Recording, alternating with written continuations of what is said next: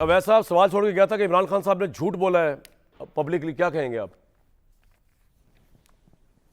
नहीं, मेरी बात सुनिए, इसको झूठ आप उसको बना लें। बात यह है नहीं, आप बताएं। कि जब एक हुकूमत बनती है और सुनिए, जब एक हुकूमत बनी होती है और हुकूमत के DGISI जो है ना, he is one of the limb of the government, इसको कहते हैं बल्कि कि इंटेलिजेंस डिपार्टमेंट जो है ये नहीं सर, इस सवाल का जवाब देना। वो कह रहे हैं मैंने हटाया नहीं, पहले उन्होंने कहा कि मैंने हटाया था। सुनिए पहले अब कह रहे हैं कि हटाया था, पहले कह रहे हटाया नहीं था। तो ये कह रहे नहीं, उन्होंने जी नहीं, सवाल यह है कि हटाया का मतलब है कि उन्होंने ये जब कोर कमांडर कॉन्फ्रेंस में उन्होंने खुद ही कल जनरल बाजवा ने इनको अपॉइंट करके उनको रख दिया। नहीं, अपॉइंटमेंट की बात नहीं हो रही, हटाने की बात हो रही है। आसिम मुनीर साहब की DGISI सर,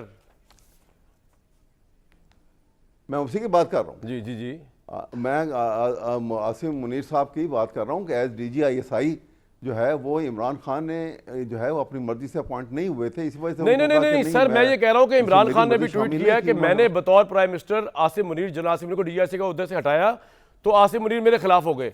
2023 में वो कह रहे हैं, जो खबरें हैं कि मैंने DGISI को बतौर प्राइम मिनिस्टर हटाया, वो झूठ है। तो मैं कह रहा हूँ झूठ नहीं बोल रहे हैं इमरान खान, और आप कह रहे हैं झूठे को मैं लीडर नहीं मानता। देखिए, ये आपको सबक के साथ जब बात लेके आएंगे ना तो बात आपको समझ आती है। एक सेंटेंस के चार वर्ड्स सुनिए ना, एक सेंटेंस के 4 वर्ड्स को सामने रख के जब आप किसी बात को खुदा की कसम अगर यही शहबाज शरीफ साहब ने किया होता तो हम इसी तरह दिखाते। जरदारी साहब ने किया तो हमने हमेशा दिखाया है। नहीं, आप ऐसा ना दिखाते। शहबाज, देखिए मेरी बात सुनिए। नहीं सर, ये ना कहिए, हमने पनामा पे ट्रायल किया। एक मिनट बात सुनिए, मेरी बात तो सुनिए। मैं ये कह रहा हूँ कि देखिए, मैं जैसे आपसे पहले कहा कि हमें ये देखना है कि सिस्टम वो वर्केबल सिस्टम चाहिए जो इस मुल्क को इस दलदल से निकाल के ऊपर की तरफ ले जाए और तरक्की की तरफ ले जाए। सर पॉइंट आ गया और आपका। वो ऐसा हो कि वो कोई भी निजाम, कोई भी लोग आ जाए, सुनिए ना जी सर, कोई लोग कोई हुकूमत आ जाए, वन हो भाई, उसके लिए आपका लीडर तो बाहर आ जाए, लेकिन वो वर्केबल सिचुएशन। आप सारी बुकिश गुफ्तगू फरमा रहे हैं, इंटेलेक्चुअल गुफ्तगू कर रहे हैं, प्रैक्टिकल बात नहीं कर रहे हैं। जब मेरी बात सुनिए, नेशनल एक्सचेकर के ऊपर जब हाथ मारे तो कोई नजर आए हर एक को कि ज्यादती हो रही है। पॉइंट आ गया आपका। अभी ये गए थे अजरबैजान जी, नहीं बात सुनिए ना, अजरबैजान किस हिसाब से नेशनल एक्सचेकर के ऊपर कितना बड़ा खर्च हुआ। शहबाज शरीफ के साथ नवाज शरीफ किस हिसाब में गए, इसहाक डार किस हिसाब में गए, मरीम नवाज किस हिसाब में गए, उनकी बेटी किस हिसाब में गए। वो तो पुरानी बात कर रहे हैं। सारा खर्चा जो है किसके ऊपर पड़ा? सर पॉइंट आ गया आपका। नहीं, पुरानी क्यों बात कर रहा हूं, अभी की बात है ये। अच्छा बिलाल साहब, जब नेशनल एक्सचेकर को ऐसा आप खाएंगे तो जो आपके फिर वहां पे सिंसेरिटी आ जाती है। अवैध साहब का पॉइंट है, जो आपके हक में एनालिसिस करते हैं ना, एनालिसिस, वो भी कह रहे हैं कि नून लीग की सियासत। मैं एक बात का जवाब देना था अभी आपका। 190 मिलियन का मैं एक जवाब दे दूं, एक सेंटेंस। 190 मिलियन का पैसा जो है वो यूके की अदालत ने कभी भी उसको क्राइम मनी डिक्लेयर नहीं किया। अगर वो क्राइम मनी नहीं था तो it was to be given to the person. Bilal साहब रिस्पॉन्ड करते हैं 190 मिलियन पाउंड सबसे बड़ी बुनियाद है। सबसे बड़ा केस बनाया है इमरान के खिलाफ। क्विकली बिलाल साहब। सर ये कमाल की लॉजिक है। अब सादी सी बात है कामरान नहीं, आप देखिए ना, नेशनल क्राइम एजेंसी ने एक सेटलमेंट सर, बिलाल साहब को बोलने दें, अगर उसको क्राइम मनी डिक्लेयर नहीं किया गया, बोलने दें अवैस भाई। अगर क्राइम मनी जी चलिए जी बोलिए बाबर साहब। जी कामरान साहब, सादी सी बात है। नेशनल क्राइम एजेंसी यूके की नेशनल क्राइम एजेंसी ने एक फ़र्द के साथ, एक पाकिस्तानी शहरी के साथ एक सेटलमेंट की, और उन्होंने उससे जो रकम उस सेटलमेंट के नतीजे में मिली, उनने पाकिस्तान की हुकूमत को वापस की कि यह आपकी हुकूमत का, आपकी आवाम का पैसा है।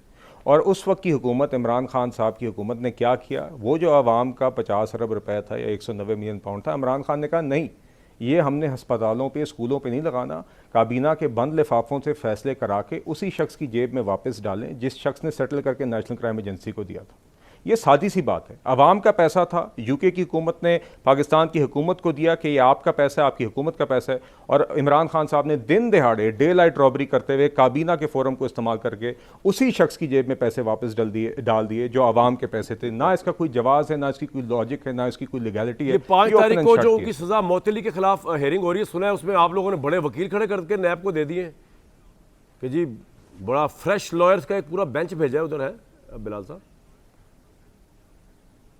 नहीं अच्छा जी, मेरे इल्म में तो नहीं है। नैब अपना काम कर रही होगी, कोर्ट अपना काम करेंगे, हम उम्मीद करते हैं इंसाफ होगा। बाकी जो हकायक हैं ये तो ओपन एंड शट केस है आपके सामने। ये फैक्ट्स बार बार आप भी दोहरा के थक गए, हम भी दोहरा के थक गए ना, इसमें कोई कॉम्प्लेक्सिटी है, एक सादा सा केस है और आपके सामने। आपको बिलाल साहब लगता है कि जो रोलर कोस्टर पाकिस्तान में चलती है उसमें, चले अभी आप इक़्तिदार में, जिस तरह 2018 में इमरान खान इक़्तिदार में थे, आप लोग जेलों में थे, फिर आप लोगों ने जरदारी साहब एंड पार्टी को जेलों में रखा जब आप इक़्तिदार में थे, तो आपको लगता है कि आज 2025 में आप इक़्तिदार में, बाद में आप अनकरीब या दूर करीब में आप भी जेलों में होंगे और आप इस सिस्टम से खुश हैं?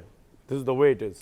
नहीं देखिए, कोई और एस्टैब्लिशमेंट होगी, कोई और होंगे, वो आपको जेलों में डाले होंगे, और हम इस तरह आपके मुतालिक बातें कर रहे हैं। नहीं देखिए कामरान साहब, बात ये जी जी नहीं कामरान साहब, देखिए जिस तरह PMLN ने या पीपल्स पार्टी ने 2-3 दहाइयों में जिस तरह की कुर्बानियाँ दी हैं सियासी जद्दोजहद में, वो इन लोगों को तो पता ही नहीं है, इस जमात को पता ही नहीं है। और आज भी हमारी, मैं शहबाज शरीफ साहब वज़ीर आज़म है जी, हम उनके साथ, उनकी टीम के मेंबर हैं यहाँ पर, हम काम करते हैं, वो एक अर्क रेज़ी के साथ, एक ह्यूमिलिटी के साथ यहाँ पे काम करते हैं, क्योंकि ये चीज़ें हम उनके लिए वो वाली ह्यूब्रिस या उस तरह की हम जिस तरह की आप एरोगेंस देखते थे खान साहब में, वो हरगिज़ इधर नहीं है। हम ये चीज़ों से गुजर चुके हैं जी, और हम ये हकीकतें जानते हैं, और इसलिए हमारा ये फोकस नहीं है। हमारा फोकस यही है कि मुल्क को किस तरह मुस्तहकम करना है, मुल्क को किस तरह मजबूत करना है।